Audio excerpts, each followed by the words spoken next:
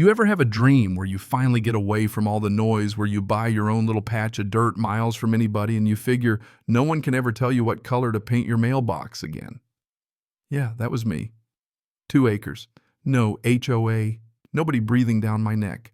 Nothing but sky and cedar and the kind of silence I craved after a decade in places most folks couldn't even find on a map.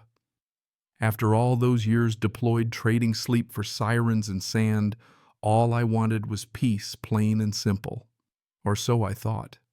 Turns out even on the edge of nowhere, trouble's got a GPS. My lot sat just outside the fancy gates of Silver Rock Heights, where every house looked like a box of vanilla cookies all lined up, not a blade of grass out of place. But I did my homework. Read every deed checked, every map had my lawyer confirm that I was officially free of that suburban Vatican and its gospel of bylaws.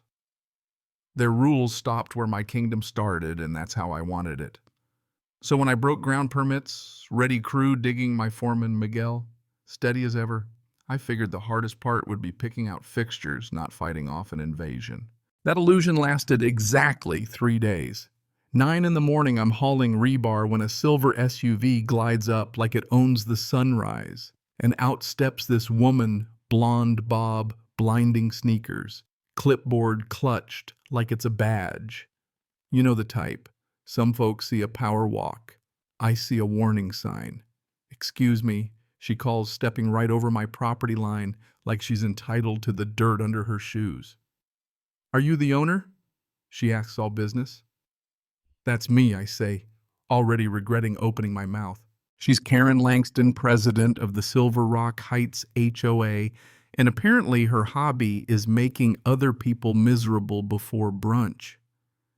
We need to discuss your construction, she says, flipping her clipboard like the geography might change. It's in violation of community guidelines. I look at her thinking, lady, this is not your jurisdiction. But she keeps talking, rattling off something about visual standards and architectural harmony and how my porta potty offends her residents' second-floor windows. I drop the rebar clang loud enough to make my point. This is private land, not your HOA, not your rules. I got the deed survey's lawyer, all of it. She gives me a smile that could crack drywall. I think you'll find things work differently here. Mr. Ryder, she says, like she's threatening me with paperwork. You'll regret being uncooperative. You're not the only one who cares about how this community looks. Then she turns and struts back to her SUV, leaving the air thick with something meaner than Texas humidity. Miguel whistles from the trench. Boss, that's one hell of a welcome committee. Yeah. Looked like the war followed me home. By nightfall, I had a gut feeling this wasn't over. I ordered trail cams and solar spotlights just in case. Call it paranoia, call it experience, but if Karen wanted a fight, she picked the wrong Marine. Too bad I was right. Friday morning, I show up to a crime scene. Foundation lines slashed, rebar yanked out, cinder blocks scattered like dominoes. Someone had even busted the concrete forms. Not amateur vandalism, somebody knew just enough about construction to make it hurt. I checked my shiny new trail cams offline. Solar charger hadn't synced. Of course. Call the sheriff, file a report. The deputy's polite but helpless, no footage, no witnesses, nothing to do but document it. Next thing I know, there's a zoning notice on my windshield, a temporary stop order pending a review. City tells me they got an anonymous tip about non-conforming aesthetics, right? Anonymous, like we don't all know who made that call. Miguel and I work late, patching up the mess. Just as I'm about to leave, he hands me a note, shaky handwriting. Construction is dangerous, people get hurt, better quit now. That's when I knew this wasn't just about rules. This was about fear. Someone wanted me scared. Next morning, Karen's back. This time, no car.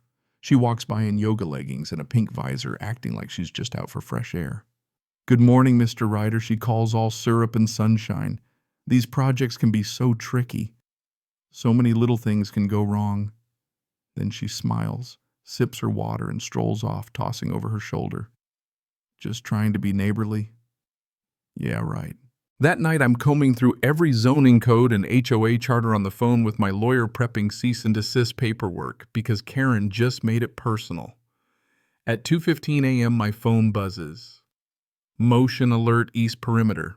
I check the feed, 6 big guys in black no lights, crowbars, bolt cutters. Like they're working a job, not pulling a prank.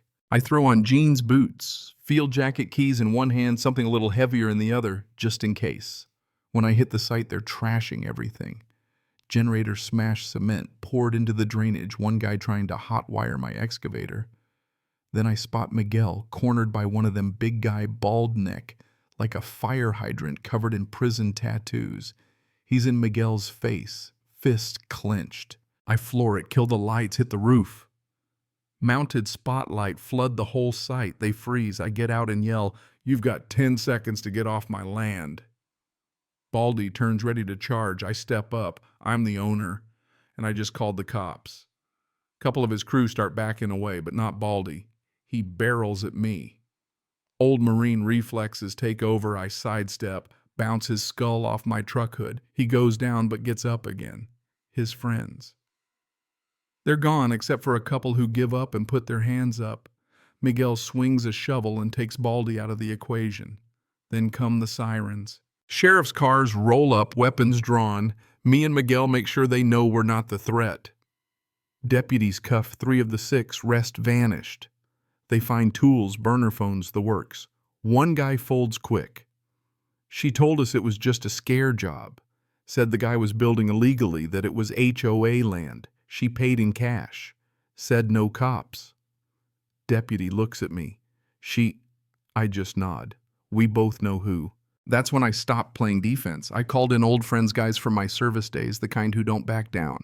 Eric Ox Sandoval, built like a bulldozer, grins like a shark. Joe Bennett, sniper, quiet until he's not. Tyler Cruz, combat engineer and walking hardware store.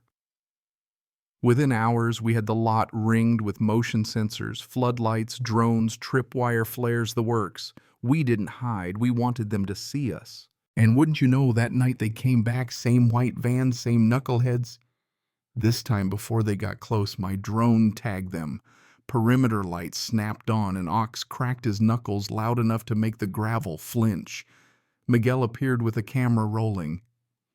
"You still want to talk?" I asked Baldy. His bravado crumbled. "We were told to just delay you, that's all." "By who?" Joe pressed.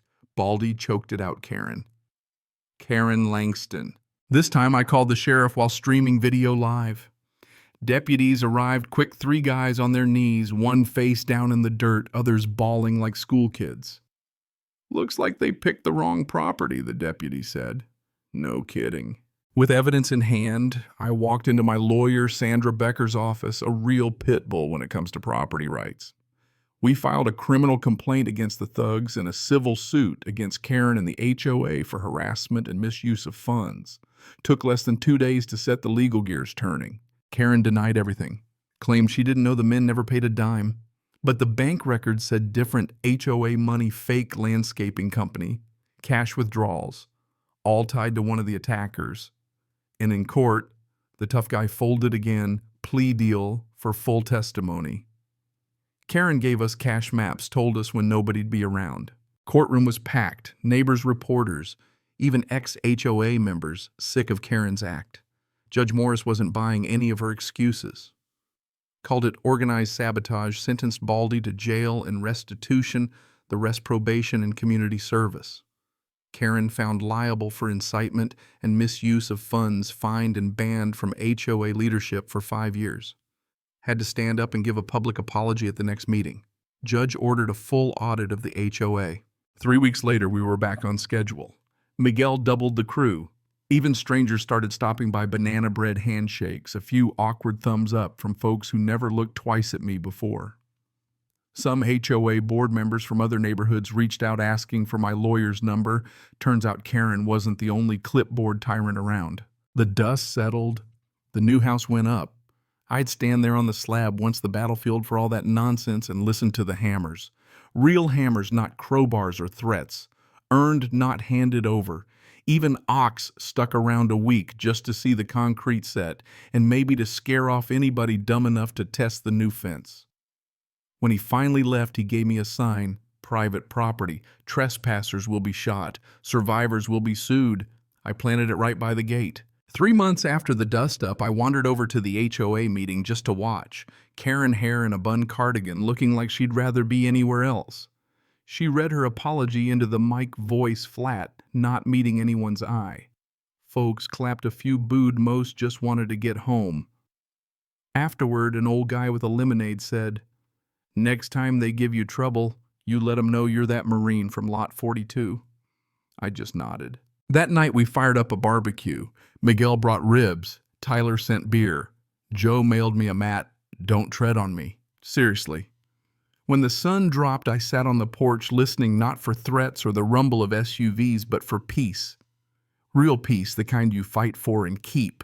You tell me, what would you have done? Backed down or dug in? Ever dealt with a tyrant in a golf cart? Drop your thoughts below.